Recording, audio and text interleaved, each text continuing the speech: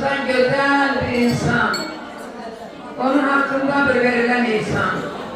İlahi kabul etsen bu insanı, Ya Rabbi sen özün kabul et. Ancak sende vardır o güzel sıfat. Hayata getiren yaparansan. Biz yaranmışık, sen yaradansan.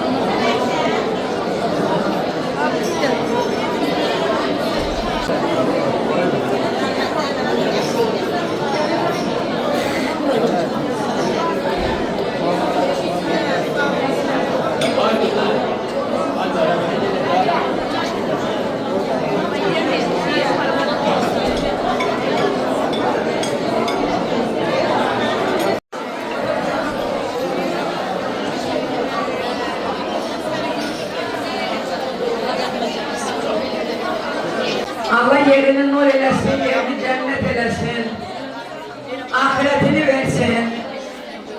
Bugün Hoşgədəm Hanım'ın çok çetin bir yaradır. 2 ayın içinde atayla ananı bitirmek hiç kime kısmet olmasın. Amin. Her ananın atanın evezini hayatta hiç kim evez edebilmez. Çok çetindir. Andolsun Allah'a. Bugün doğrunun yarasının en ağır bir çetin vaktidir. Allah Teala her ikisini yeri cennet eylesin.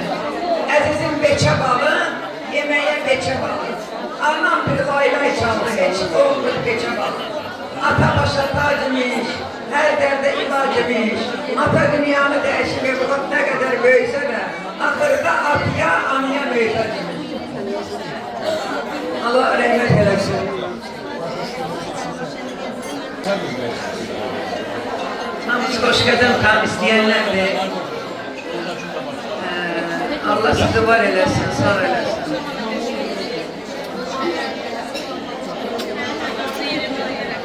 Kalanlarınıza can sağlığı versin. Atanın amanın evezini hiç kim evez eleyebilmez. Temennasız, rüşvetsiz, mezuniyetsiz, maaşsız 2 kez var. O da atadır, o da anadır. O yazar var, daha gelmeyecek ananın sesi.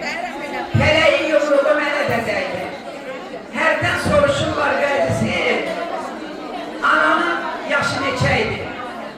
Bilmirəm düşmüşsü saçlarına den, dolaşır suala cevap başında. Ana ata kederini yaşlıdır ölçəm, ana itirmişəm, ata itirmişəm. Cavan yaşı.